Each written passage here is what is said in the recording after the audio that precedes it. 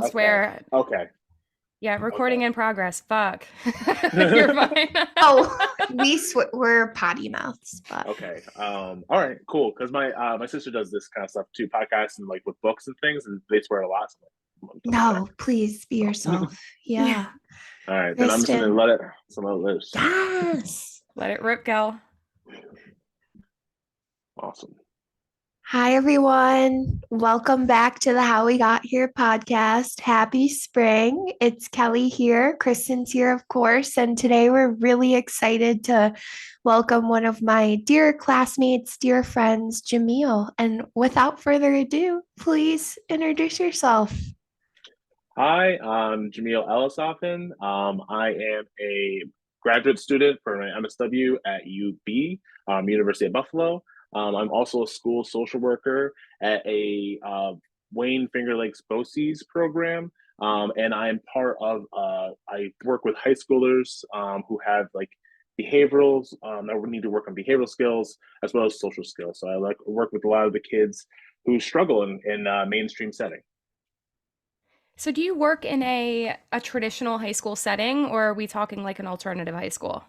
An alternative high school. Yeah. I work at a school that is a 611 classrooms. So it has six students to one head teacher to one aide. So every classroom has that setting. Yeah, I feel like that's the common thread amongst the three of us is we're all in.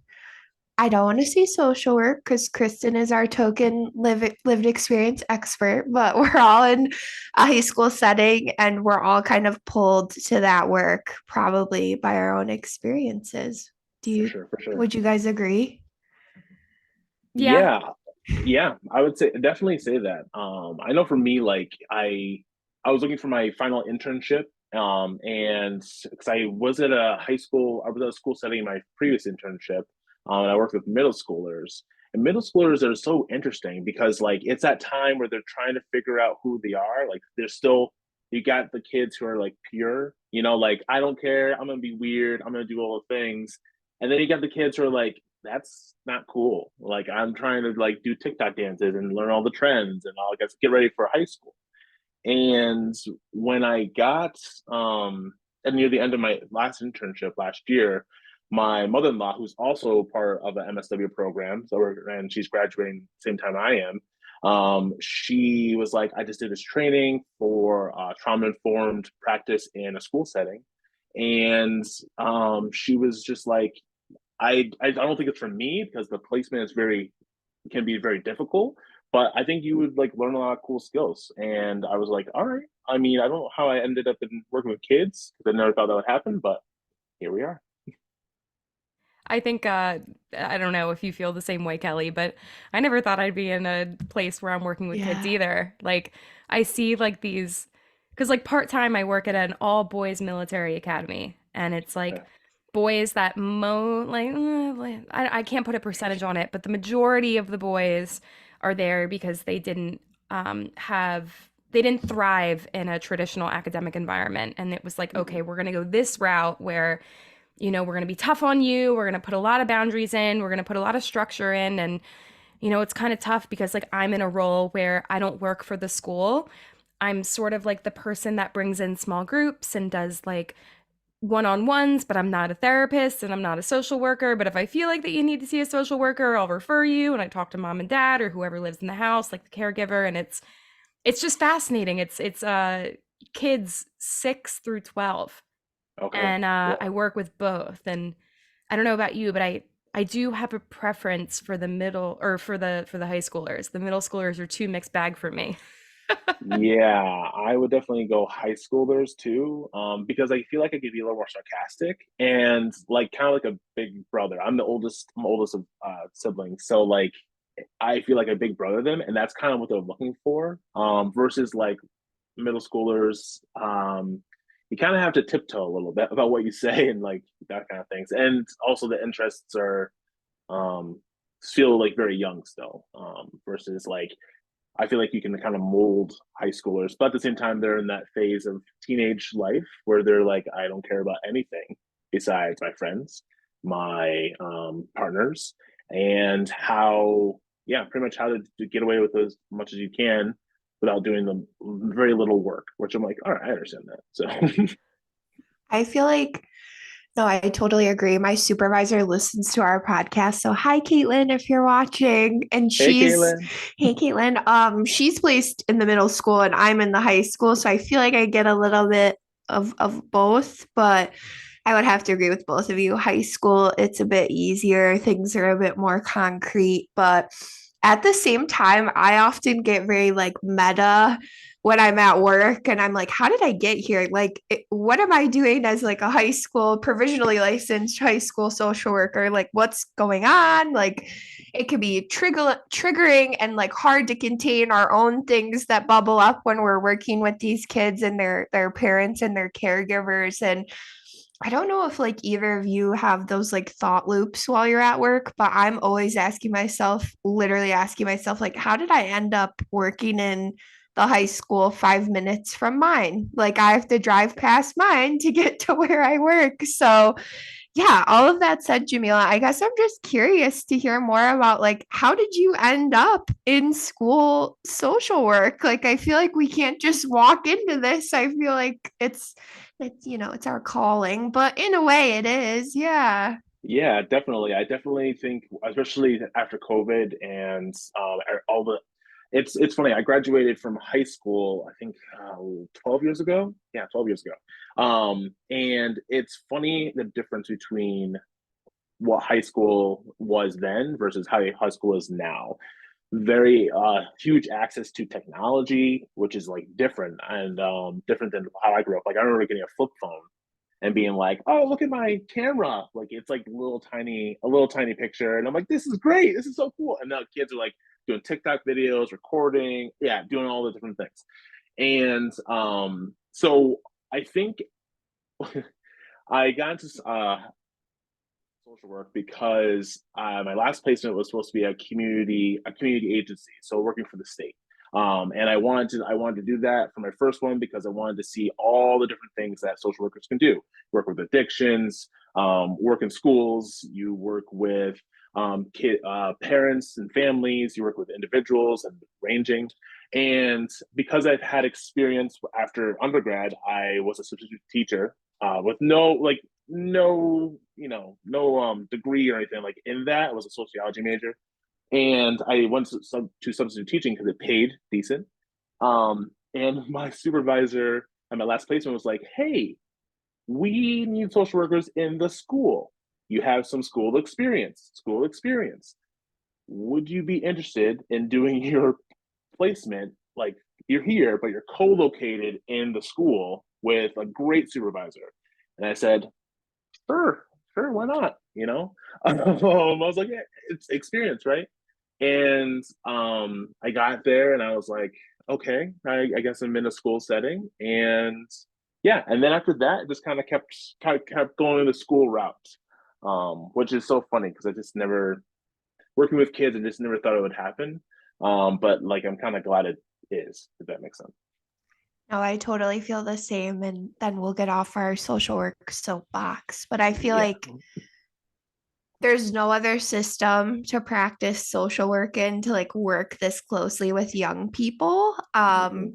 And at the same time, like I feel like I wish there were people like you and I in my high school as Hmm. social workers growing up, and that's what like keeps the fire lit under my ass, to that's lack of Absolutely. a better term. Like I look around and I'm like, no one existed, or we didn't even have a school social worker like on payroll at Right. my school. And I just look around and I'm like, you might not see the tangible output, but they need people like us in their lives to help them in some small or different way, you know, even if it's like outside of our job description. But I totally feel the same. I'm like, I never thought I was in nonprofits and community agencies, and I was like, I'll stay in Same. this field. Like, I don't want to go out of this field. And then you do, and you never leave.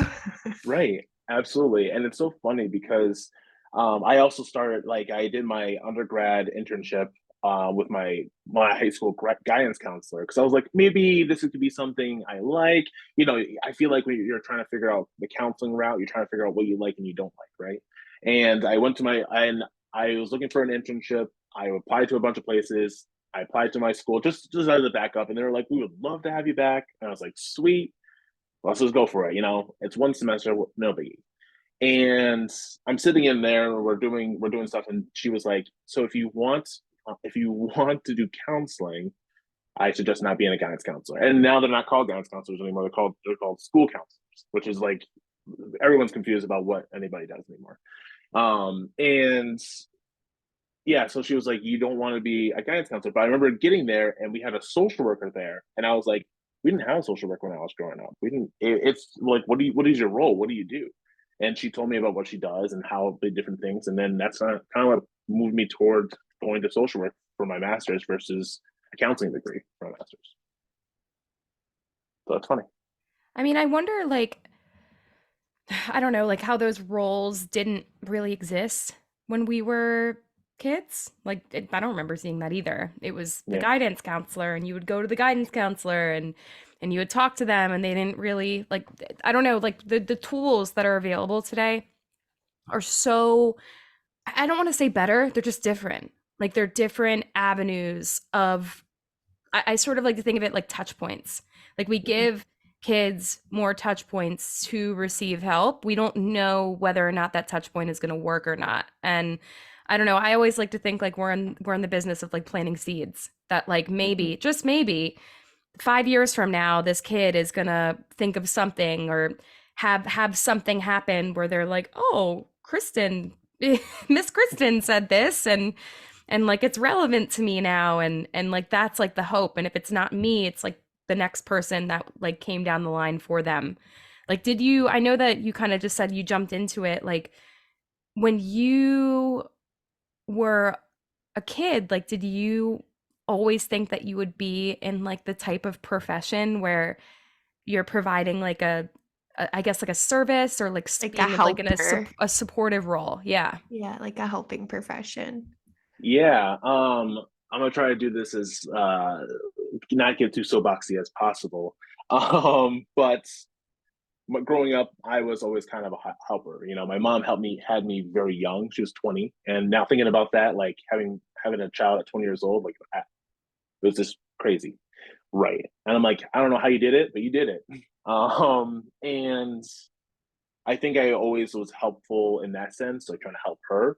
And I think it was just a very caring child, and wanting to help a lot of different people, regardless of whatever. And I remember growing up, like kids would come to me for dating advice, or like teacher advice, or friendships, like those kind of things. And I think I was like, I don't know. I liked helping people in that kind of sense. And then graduation hit, and they're like, "What do you want to do?" And I was like, "No idea. I would love to be like an actor or singer or basketball player or martial arts stunt person. All these fun things, but that takes a lot of effort and money and time that I don't have. And I think I'm kind of good at counseling, so maybe I'll do the counseling route. So since I was 18 or 17, 18, I decided the road to therapy I would be fantastic. Also, I watched the movie Freaky Friday with um, Lindsay Lohan and Jamie. Jamie Lee Curtis. Thank you, Jamie Lee Curtis. I always forget her name. And I was thinking, Jamie Lee Curtis' character sounds pretty awesome, and she makes decent money, and I want to make that money. So I thought, like, I want to help people, and I want to make money. So I feel like counseling kind of happened. And then as I was going through it, realized I was helping myself, but also like helping others around me. I was like, this is kind of my calling. It feels very important, and like I feel like desire to like talk about it. That's why I'm on this podcast. Love it. I think like all three of us were in mental health in different capacities and like could definitely attest to like taking like the ego out of it. Like this is our calling. We're impacting so many young people. Like that's Yeah, great. Of course that's happening, but like at the same time like we can't imagine ourselves anywhere else or like doing anything else. And Yeah, like, I think when you start any sort of higher ed program, bachelor's, associates, masters, and you're thinking about like the trajectory of it, and you're like, God, this is so long. It's gonna take forever to get this degree. Do I even want to do this by the time I graduate? right. I feel like those were some of my like preliminary feelings when we started our master's program. For folks who are listening who aren't watching this, Jamil and I met through our master's program, and we're both going to graduate in May, thank goodness. And we just happen to follow the same trajectory in terms of both being in school social work. But yeah, I just as I was saying, I just feel like, we all feel like this is where we're supposed to be, and appreciate you sharing kind of a little bit about your childhood and like always feeling called to help. And it just felt like a natural step, it sounds like, professionally, to be a helper to young people. I guess I'm also curious, like, you talked about how you landed in the social work field, but curious to hear more like about your childhood and what it was like, growing up here in upstate New York, um, as you. Yeah. Yeah. Okay. So I think the biggest thing, like calling to social work, I think it is exactly what you said, Kelly. Is like I never like I we didn't grow up with somebody in our schools and those kind of things. They were there for us, and I think that was something that I really feel like I needed. And now working with like students and teenagers and those kind of things, like it's nice to be that presence. Overwhelming sometimes for sure because like everybody they're like mystery, mystery, mystery. They're calling me down the hallway, and it's awesome, but it gets overwhelming for sure. So growing up, I'm from like a small town kind of vibe. It was like I'm um African American and white. My mom's white and my dad's African American. So but didn't really know my dad growing up. So my mom and I like we just kind of did our thing. And me living in like a smaller town, I would say, like low income town, I realized I was a little different than everybody else. And going to schools, like I went to schools that were maybe 30 kids. Like I graduated with a class of 28. And like I was like the token, quote unquote token, black kid.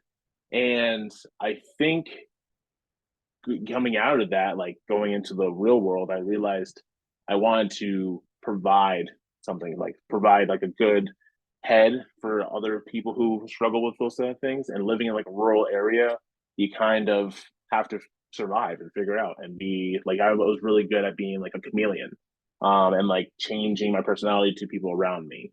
And I didn't realize that would be like really useful for working like with in therapy because you get all these unique people and you want to kind of help them. So yeah, and my parents didn't really have a lot.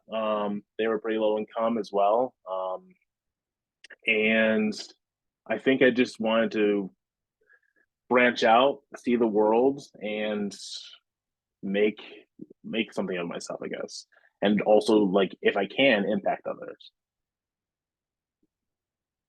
I don't know if I answered your question. No, absolutely. I think it's just like a testament to where we grew up. Like, Kristen, you're from, I guess, quote unquote, a more metropolitan or urban area, not by much, like population wise, than where we're from. But I think it's just a testament to like, I didn't see myself growing up. So I want to be that person and I want to create a pathway. So hopefully, like, you and I are the first people in this role in our schools, and there are a bajillion other people behind us to come. And I think it's just like a testament to who you are as a person, and also like to where we grew up, like making something of nothing, Hmm. literally up here. Absolutely. No, absolutely. Like I'm a first generation graduate for undergrad. My mom is just starting to get her bachelor's degree now. She's like working through it, and aiming for a master's, which I'm super proud of. And it's just interesting. Like no one really kind of gives you the roadmap, how to kind of get to this piece, like this spot. Like it's ridiculous to see how, like how many how many steps, like you were saying, Kelly, is it like it feels like it's forever because it kind of is. Like you do your schooling, you do high school, and then you do your 4 years, and then after that, they're like you have to go back to school to get your master's, and that could be either a 2 year program or a 3 year program, depending on the program. And then you have to do licensing, and then you have to do, if you want to do more, you got to do more hours. And then it's just like it feels like it's never ending, and it feels very discouraging. So it had some hiccups in my journey for sure.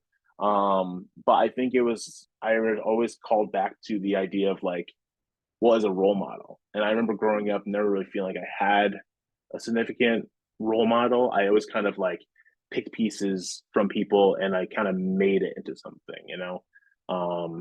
Yeah. So I think it was exactly that. I just wanted to see, I wanted to be something that I was looking for maybe as a kid. That is incredible. And it's like there's a lot of resiliency that goes into that and like some grit too. I mean, I just relate so much to that, like wanting to be what I needed. And like Mm-hmm. I can't help but like just get like teary-eyed thinking about like, there were those moments in, my teenagehood or my tweenhood where, it was like, I can't do this anymore. I can't do this anymore. I can't live anymore. Like, this is too much. This is too much to overcome. And like, I would think to myself about the future and like really try to think, like, what do I want my future to look like? Like, and it was always, I want to be the person that I needed. And I want Mm-hmm. to live to that point. And how can I get to that point? And I don't know. I think like that's a lot of the things that I struggle with. Obviously, I'm not a social worker, but like that's something that I struggle with when like I do talk to kids or they're in that spot and it's like you can't just tell them like just keep moving forward because that doesn't, that's tough to hear and it's not Mm-hmm. necessarily helpful. So it's like, sharing that pain and sharing that space with a young person is always difficult, but also rewarding, if that makes sense. Absolutely. And I think also just feeling seen, you know, telling a kid that you are here, you know, like I see you and I'm trying to work it through it with you too. Cause you know what? I used to be there too. Not to like overshare, not trying to overshare or anything, but just we we're in this space together and like how can I help you? What do you need in this moment? How can I help you get to your goals? And for honestly, like that was most of the conversations with the kids I work with. It's so funny too. Like counseling is like a lot of theory and a lot of different pieces, putting things together and like trying to make it coherent, you know.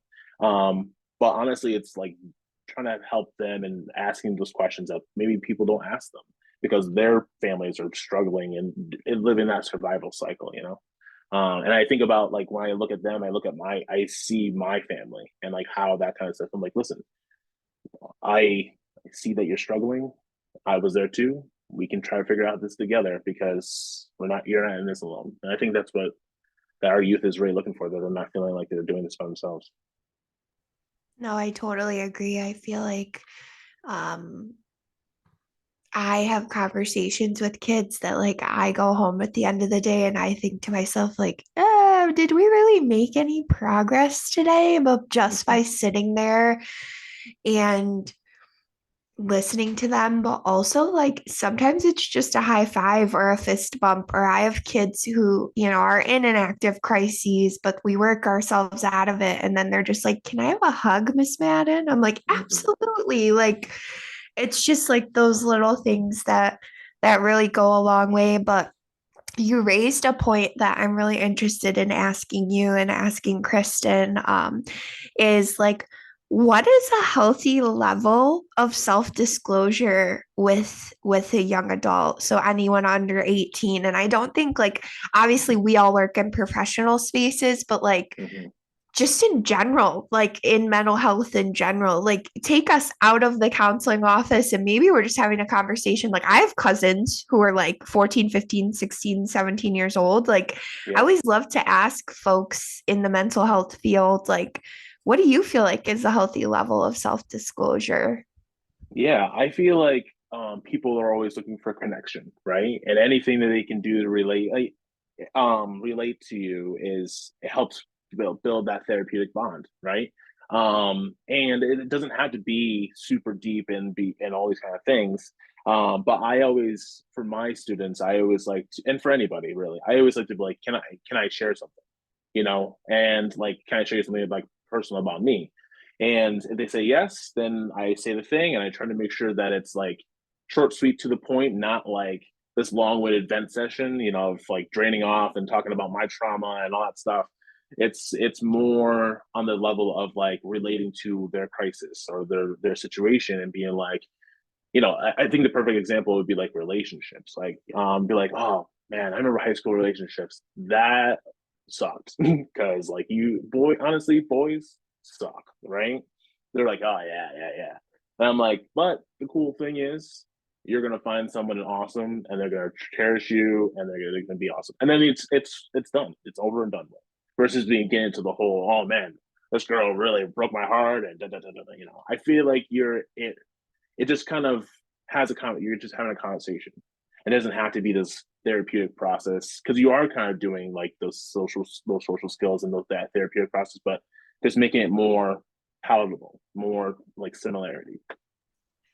Kristen, we were just talking about like what's a healthy level of self-disclosure with a young adult and like what they crave out of the three of us as like we're not that much older than them. Like I keep Mm-hmm. that front of mind. I'm like, I'm only 10-ish years, 10 to 12 years older than you guys. Like it's like I always in my mind, like in the for the nonprofit I used to work for, they use the phrase like near peer. You are a near peer mentor. Mm-hmm. You're a near peer role model to these young adults in the mental health space. So I always like keep that in my mind. But just curious, like Jamil was saying, like they really just need an ear or a shoulder, to listen to cry on. And a lot of my kids will be in active crises and then they'll just be like, can I have a hug? And I'm like, sure. And that kind of like just goes a long way. But curious to hear from you, like, what do you disclose when you have these conversations with these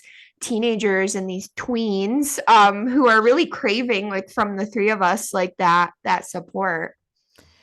So it depends what job I'm in, right? Mm-hmm. With Yeah, the for sure. minding your mind job, I am disclosing almost everything because that is my job. Mm-hmm. No, but like disclosing what I feel comfortable with, right?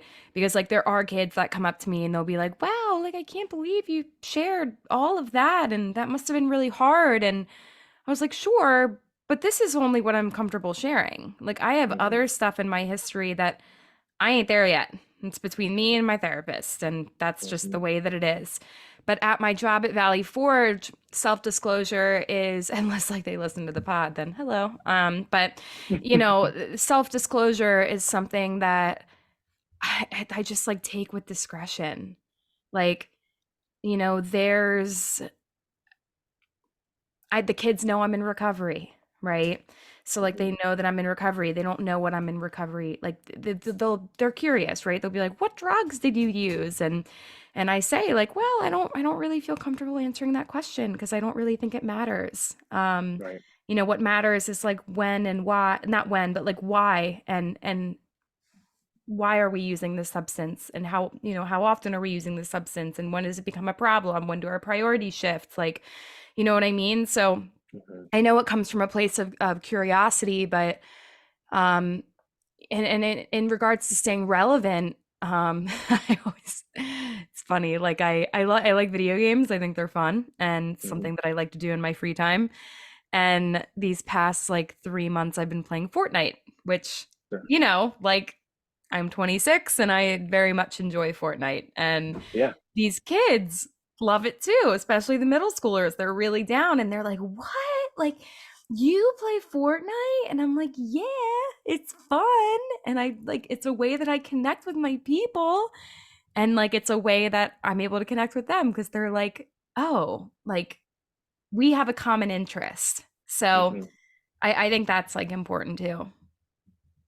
Do you ever get people to like ask for your handle or anything like that? Be I like, was yo, just what's gonna ask that. yeah, like what's your handle? And you're like, no, I'm not, I can't give it to you because can you subscribe to my YouTube channel? I cannot. Actually, contractually, I cannot subscribe to your YouTube channel. As much as that sounds like you're doing some cool stuff, cannot do I that. was just gonna ask both of you, like, how do you guys handle when these young adults want to blur the line, not to punch the mic, they want to like blur the line because they look up to us or they see something and they're like, this person could be my friend. First of all, no, I'm your school social worker. I'm your school counselor. If you're in like your role, Kristen, like I'm not your friend. Like I just feel like it's such a hard line to walk. And then it comes back to like, well, when I was that age, I was craving an older friend or an older mentor. So I get it. But like, how Yeah, do you guys navigate that? I am like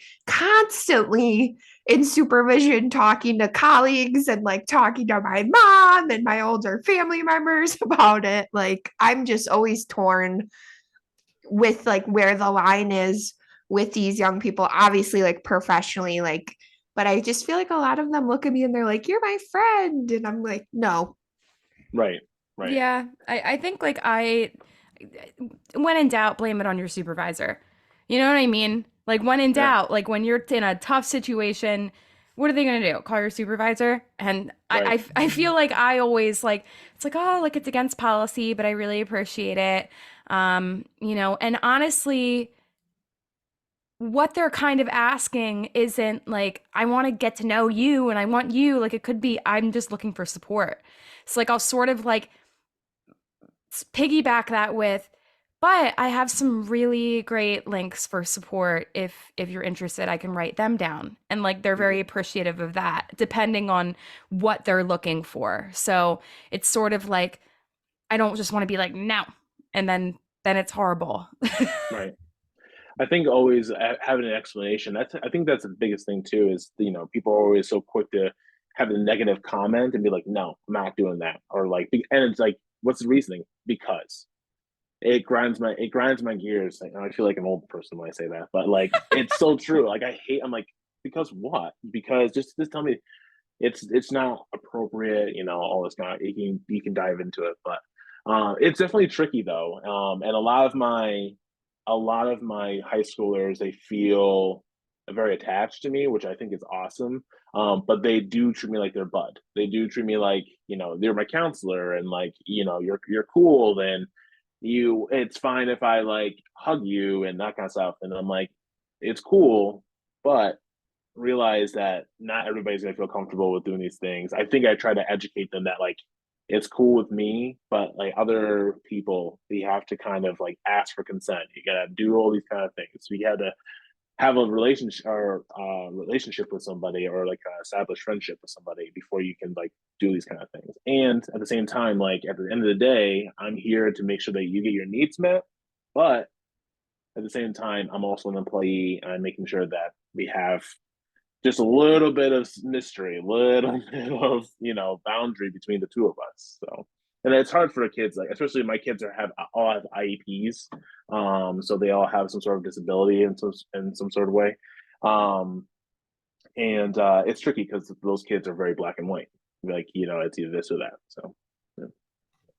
I love that you both brought up like our our like duty to educate. Like Mm. I feel like obviously like we all have professional roles in the jobs that we hold and we wear a lot of hats, but like when we think about, at least for me, when I think about social work, there's like 6 or 7 roles that like the code of ethics says we should wear, or hats that we should wear, and I always feel myself like called back to educate. I don't really like identify with a lot of the other roles a lot of the time. And I'm just like curious to hear from you, Jamil, and of course, like you too, Kristen, not to leave you out. Like how do you all like navigate that? Not just in the schools that you work in, but like I feel like the three of us are like one of our like callings is to educate everyone in our lives about mental health and the other identities that we hold. Like, for example, I'm the only one in my immediate family and my huge Irish Catholic extended family that will talk about mental health Mhm. openly, or will even say the word depression or anxiety openly. And I just have always felt this, it can sometimes be a burden in full transparency, but also this like duty to educate everyone in my life, about what we're all going through as a community, as a collective. So yeah, just like curious to hear more from both of you if like you agree with that or how you navigate that. I feel like that's another thing that our generation is carrying on our backs is like we're trying to educate past generations and the up and coming generations about things to kind of like break these intergenerational cycles of trauma and other Yeah. stuff. Yeah, it's the good stuff, honestly. But yeah, the educating the youth is probably the easiest thing I'm able to do, and the most comfortable I feel with it. My brother is a senior in high school, so like I kind of have that role already. And then I also my I'm married, and I have um my wife has a younger sister who is 13. So like I have the middle school and high school family members, and talking to them, I think about them when I work with my students and stuff, because I'm like, I'm going to educate you this because I want to make sure that you're getting the right information, and I'm going to show you articles to make sure I back up my statements, because I feel like now it's kind of, you can just say things and not have any sources, which we can get into a whole thing. But the world's very interesting right now. So, but that being said, I do have a trickier time educating past generations with that kind of stuff, and something I use my supervisor for, who is part of that generation, but is also like, why he's very into research, really big into research and data, and he's like, okay, we're gonna work on making sure that you're feeling confident. So when you have to talk to a teacher who might be a little more I'm using all the social work like skills in my brain right now to be as politically correct as possible. Um, if you're working with a teacher who is from the older generation, and they're kind of more like saying terms that are not racially appropriate anymore, you navigating that uncomfortable conversation. I mean, that's all part of social work. Having that conflict, which I'm kind of conflict avoidant when it comes to things. I kind of just avoid talking to that person altogether, but I can't if that's my homeroom teacher, right? So you have this conversation to say these are things that people are not saying, and it's going to trigger your students. So like I say it in like that kind of context. With my family, I'm also in the same boat where mental health is just starting to be talked about. Like my mother didn't think she had any sort of mental health whatsoever, and now she's seeing a therapist and doing the whole thing, and she's 50 years old. So it's kind of like, I'm happy you found that journey, but I would really, it would have been probably beneficial for you to do it sooner. But I'm glad that we're talking about it, and I openly talk about my own personal journey and my own personal therapist. And I think I just use myself as a conduit to kind of move the conversation in a positive light. If that makes sense. That's fantastic. Like the whole conduit situation. Like I've always found that at least with family, if I'm like, you, they're like, nope, nope, Right. nope, we're not gonna do that.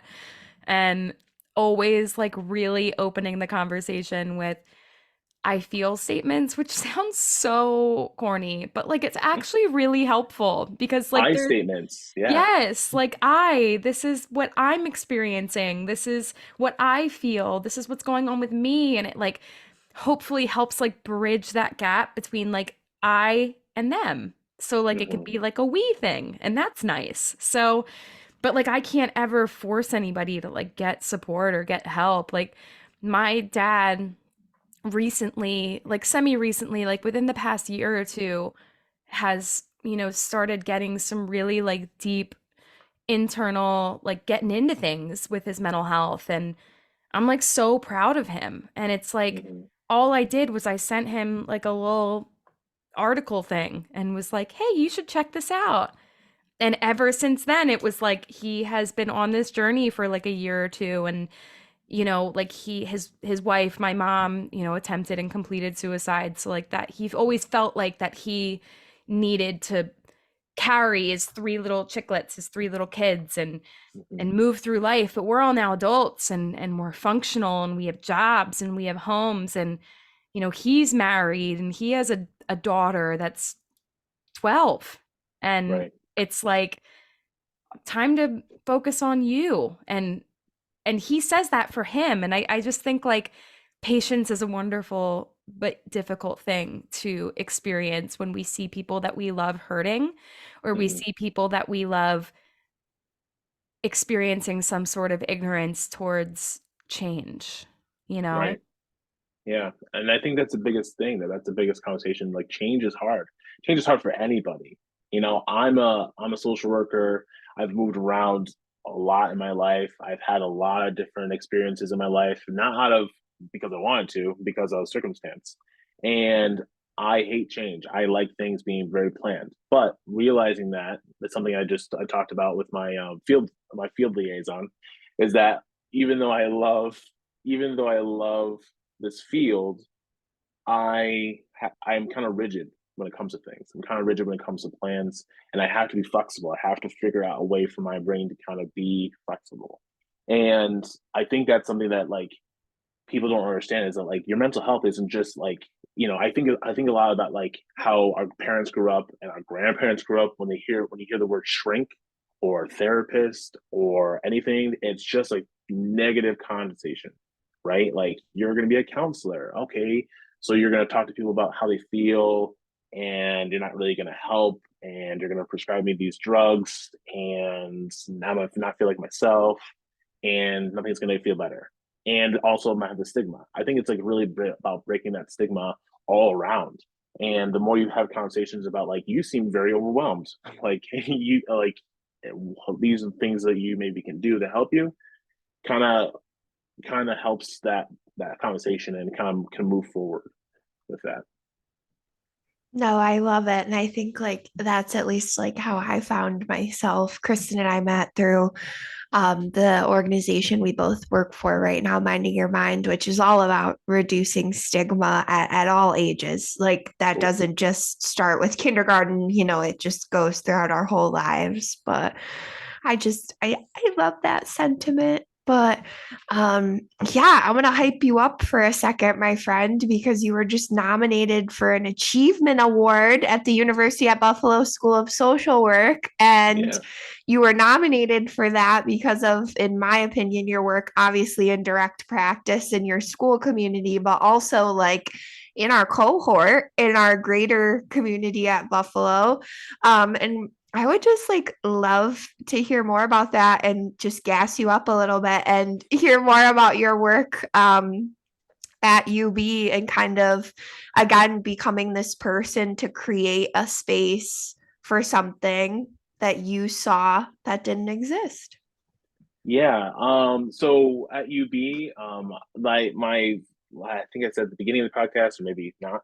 Um, I kind of was like my final year. I kind of want to be as part of the community as possible. And something my own personal therapist said that would probably be a good thing for me, especially if I'm looking for my like racial identity and trying to figure out those things. Maybe it'd be really good to try to find like other like-minded people. So like I became a part of last year. I became a part of UB's African and Black American social worker group. And then this year they were doing panels, they were doing not panels, I'm sorry, they were doing elections for the e-board. And I got elected to become the treasurer for e-board.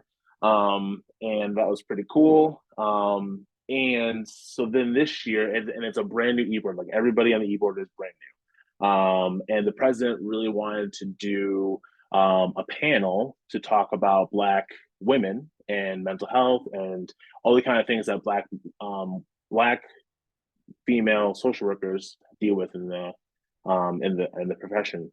And then myself and the vice president kind of talked about how it'd be kind of cool to do like a men's panel for that, because like there's not a lot of Black men social workers in the field. And so yeah, we were able to do it, and we got a lot of positive feedback. I think we did that about 2 weeks ago.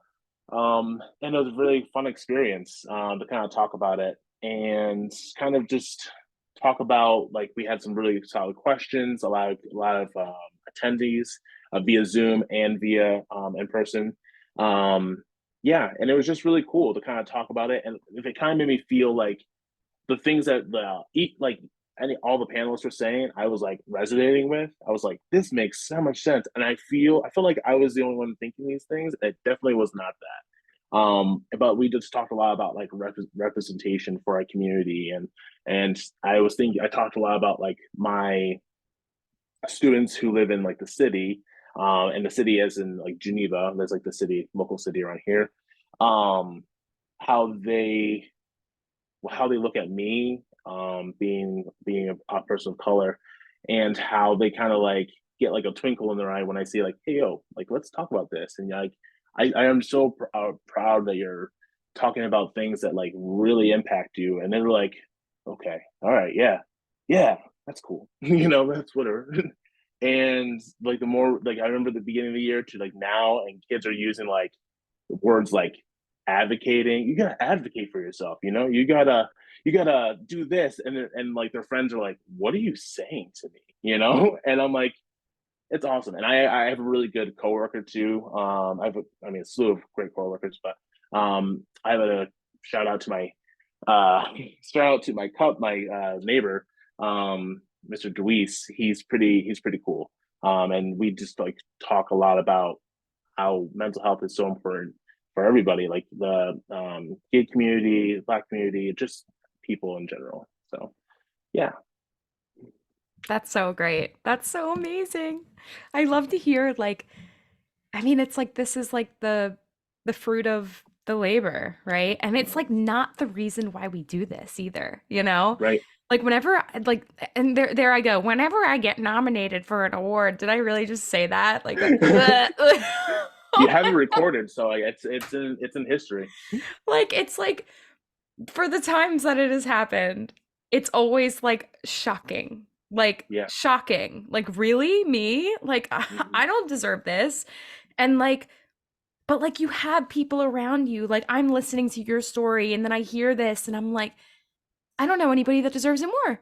I do not know anybody that deserves it more for like all of the work that you put in with the community and like I'm just so excited to see where you go in life and just like follow your journey because we need more people like you. We're getting more people like you. Like, you know what I mean? And like every piece of the population needs representation. And like the fact that like we're able to like fill that role is we're like blazing a trail for others and I'm just so impressed. Yeah, I truly appreciate that. And it's so funny. I got nominated for the award and I was like, oh my God. And I also just want to do a shout out to Kelly Madden, who also got nominated for the award. And we'll find out results here shortly.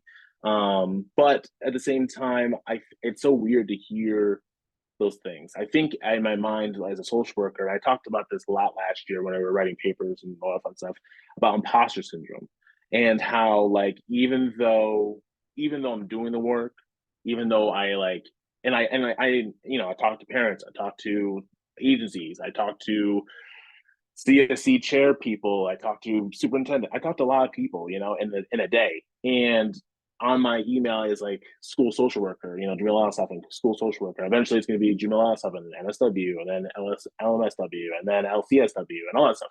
I still feel like the rural kid who, you know, had a late growth spurt and struggled with his identity and was really kind, but had a lot of things going on. So I think about those things. And I think that kind of keeps me grounded and try to stay as humble as possible. And it's just awesome to be recognized, I guess, in a sense.